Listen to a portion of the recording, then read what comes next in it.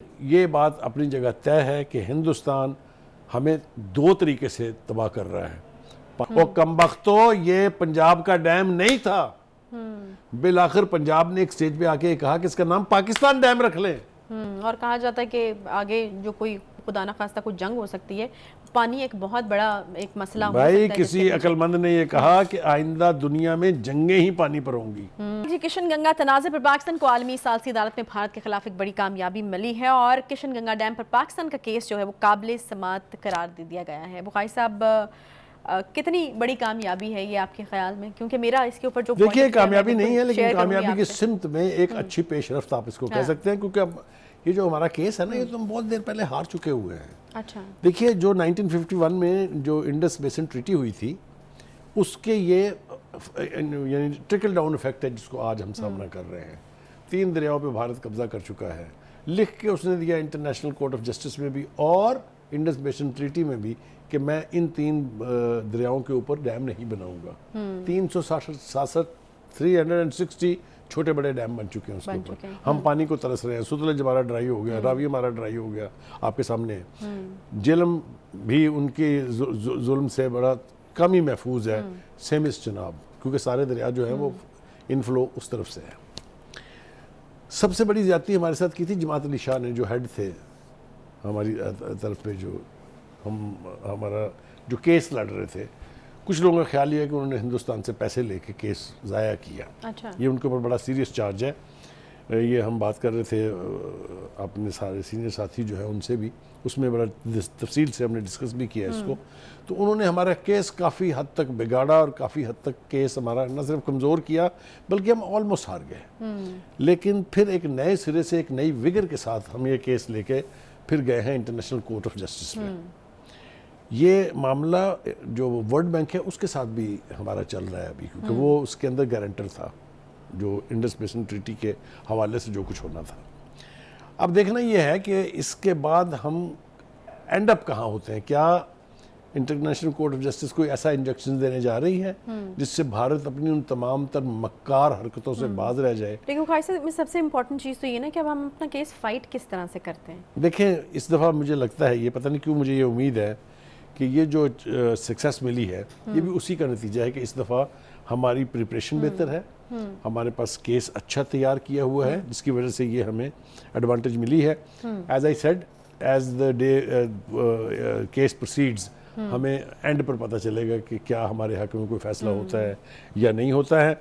लेकिन ये बात अपनी जगह तय है कि हिंदुस्तान हमें दो तरीके से तबाह कर रहा है। पानी ना दे के जब हमें पानी चाहिए होता है, और पानी दे के जब हमें नहीं चाहिए होता, हमसे अपने नहीं संभल रहा होता। सही। जब मानसून की बारिशें वहाँ आती हैं तो दरियाओं में पानी छोड़ देते हैं, दूसरी वाली जिससे हमारी तबाहकारी है ना। जी जी हम सिर्फ वो डैम बना रहे हैं, हम उनको रुकवाना ही चाहते हैं, हम खुद भी कोई डैम बनाना चाहते हैं। देखिए, हमारे यहाँ जो सबसे बड़ी साजिश हुई थी वो हुई थी कालाबाग डैम के हवाले से। कालाबाग डैम को सियासी इशू बना के लोगों ने भारत से पैसे खाए, लोगों ने इंटरनेशनल यानी जो पावर्स थी, नाम लेना इस पर ज़रूरी नहीं है, उनसे पैसे लिए। उन्होंने, किसी ने कहा हमारी लाशों पे बनेगा कालाबाग डैम, किसी ने कुछ कहा, किसी ने कुछ कहा। सिंध का अपना केस था, केपीके का अपना केस था। और कमबख्तो, ये पंजाब का डैम नहीं था। बिलाखिर पंजाब ने एक स्टेज पे आके कहा कि इसका नाम पाकिस्तान डैम रख लें, कालाबाग डैम ना रखें, लेकिन बनाए ज़रूर। हमें सबसे बड़ी सज़ा जो है वो इसलिए मिल रही है कि हिंदुस्तान अपना केस प्लीड करते हुए कहता है कि जो दरिया इनके पास है, सिंध का हवाला देता है वो, इनसे तो उसका पानी नहीं संभल रहा, ये बाकियों का पानी कैसे संभालेंगे। और ये बड़ी लॉजिकल उनका एक हमें इसकी वजह से हमें बहुत हजीमत उठानी पड़ी है। वो तो शुक्र ये है कि कहीं गाजी बरोथा बन गया, कहीं कुछ बन गया, लेकिन अभी भी 70% से ज़्यादा हमारा पानी जो है वो समुंदर में जा रहा है। कोई उसके लिए रिजर्वायर्स नहीं है, और सियासत की नज़र होने वाला वो डैम जो है उसको तो छोड़ दें। फिर भाषा डैम की बात की उन्होंने, जी उसके अल्टरनेट के तौर पे वो बना लें। उसके लिए भी फंडिंग थी, वो आएगी बात तो फिर साकिब निसार साहब आ जाएंगे बीच में। वो डैम बाबा जो हैं जिन्होंने बर्बादी की है इस मुल्क की और इस मुल्क के उस सरमाए की, किधर है वो पैसे, किधर है वो मंजी जो डाके उन्होंने बैठनी थी वहाँ, पैरा देना था डैम के ऊपर वगैरह वगैरह। तो वो है ना कि ये हम कुछ इस तबाही के जिम्मेदार हम खुद भी हैं। तो मेरे ख्याल से अगर हमने इसके ऊपर सही सिमत में क्विक फैसले ना किए, क्विक इन्वेस्टमेंट ना की, क्विक रिजर्वायर्स जो हैं उनमें इजाफा ना किया, तो हमारी मुकम्मल तबाही जो है वो इसलिए कि हम एग्रो बेस्ड कंट्री हैं। हमारी एक वक्त में 80% जो सारी नेशनल इनकम थी वो ज़राअत से थी। वो आपको पता है किस तरह से तबाह हुई है। तो हम तवक्को करते हैं कि पाकिस्तान की हुकूमत सिद्क दिली से, नेक नीति से, इफेक्टिव तरीके से इस केस को प्रोसीड करें। अच्छा बुखारी साहब, इसके ऊपर 2 अदवार मुज़ाकरात के भी हो चुके हैं। जी कई और वो भी जो है वो बिल्कुल नाकाम हुए हैं। तो हाँ, वहाँ पर नाकाम आप कह सकते हैं कि उसमें कोई कामयाबी नहीं मिली है। वो केस इल्तवा में है, कभी उसकी तारीख आ जाती है, बातचीत हो जाती है, जिस तरह ये तारीख भी बहुत देर के बाद आई है। तो हम अल्लाह करे कि कोई ना कोई फैसला इसका हमारे हक में हो, ताकि हम जिस वाटर क्राइसिस का सामना हमें आने वाली दिहाइयों में करना पड़ेगा उससे हम बच सकें। और कहा जाता है कि आगे जो कोई खुदा ना खास्ता कोई जंग हो सकती है, पानी एक बहुत बड़ा एक मसला हो सकता है। भाई किसी अक्लमंद ने ये कहा कि आइंदा दुनिया में जंगें ही पानी पर होंगी, और हमारी कोई हिकमत अमली नहीं है, कोई हिकमत अमली नहीं। वो प्राइम मिनिस्टर की इकॉनमी के ऊपर जो आज उन्होंने बात वो की, मेरे ख्याल में क्विकली उसको रैप कर लेते हैं, क्योंकि मुझे टाइम तो नहीं दिया जा रहा, लेकिन अगर आप बात करना चाहते आज उन्होंने बहुत स्ट्रॉन्ग तरीके से सी पैक को डिफेंड किया है। फिर दोबारा उन्होंने कहा कि जी ये सी पैक जो है ये पाकिस्तान का गेम चेंजर है। उन्होंने IMF का जो मुआहदा हुआ है उसकी भी मज़ीद तफसीलात जो है वो वहाँ के जो ट्राइबल एल्डर्स थे उनके सामने बयान की है। और उनका कहना है ये कि जी KP को निगलेक्ट किया गया है, माजी में इसको इग्नोर किया गया है। हम कोशिश करेंगे कि यहाँ पर नए प्रोजेक्ट्स लगाएं, और वो जिस कन्विक्शन के साथ वो बात करते हैं, मुझे यूँ लगता है कि जैसे कुछ ना कुछ वहाँ भी बेहतर होने जा रहा है। और आर्मी चीफ की मुआवनत के हवाले से शुक्रिया भी उन्होंने अदा किया कि बहुत ज़्यादा मुआवनत जो है वो उनकी तरफ से की गई। जी, किशन गंगा तनाज़े पर पाकिस्तान को आलमी सालसी अदालत में भारत के खिलाफ एक बड़ी कामयाबी मिली है, और किशन गंगा डैम पर पाकिस्तान का केस जो है वो काबिल समाअत करार दे दिया गया है। बुखारी साहब, कितनी बड़ी कामयाबी है ये आपके ख्याल में? क्योंकि मेरा इसके ऊपर जो देखिए कामयाबी नहीं है, लेकिन कामयाबी की सिमत में एक अच्छी पेशरफ्त आप इसको कह सकते हैं, क्योंकि अब ये जो हमारा केस है ना, ये तो हम बहुत देर पहले हार चुके हुए हैं। अच्छा, देखिए जो 1951 में जो इंडस बेसिन ट्रीटी हुई थी, उसके ये यानी ट्रिकल डाउन इफेक्ट है जिसको आज हम सामना कर रहे हैं। 3 दरियाओं पे भारत कब्जा कर चुका है, लिख के उसने दिया इंटरनेशनल कोर्ट ऑफ जस्टिस में भी और इंडस बेसिन ट्रीटी में भी कि मैं इन 3 दरियाओं के ऊपर डैम नहीं बनाऊंगा। 360 छोटे बड़े डैम बन चुके हैं उसके ऊपर। हम पानी को तरस रहे हैं। सुतलेज हमारा ड्राई हो गया, रावी हमारा ड्राई हो गया, आपके सामने है। जेलम भी उनके जुल्म से बड़ा कम ही महफूज है, सेमिस चनाब, क्योंकि सारे दरिया जो है वो इनफ्लो उस तरफ से है। सबसे बड़ी ज्यादती हमारे साथ की थी जमात अली शाह ने, जो हेड थे हमारी तरफ पे, जो हमारा जो केस लड़ रहे थे। कुछ लोगों का ख्याल ये है कि उन्होंने हिंदुस्तान से पैसे लेके केस ज़ाया किया। अच्छा, ये उनके ऊपर बड़ा सीरियस चार्ज है। ये हम बात कर रहे थे अपने सारे सीनियर साथी जो है उनसे भी, उसमें बड़ा तफसील से हमने डिस्कस भी किया इसको। तो उन्होंने हमारा केस काफ़ी हद तक बिगाड़ा और काफ़ी हद तक केस हमारा न सिर्फ कमज़ोर किया बल्कि हम ऑलमोस्ट हार गए। लेकिन फिर एक नए सिरे से, एक नई विगर के साथ हम ये केस लेके फिर गए हैं इंटरनेशनल कोर्ट ऑफ जस्टिस में। ये मामला जो वर्ल्ड बैंक है उसके साथ भी हमारा चल रहा है अभी, क्योंकि वो उसके अंदर गारंटर था जो इंडस बेसिन ट्रीटी के हवाले से जो कुछ होना था।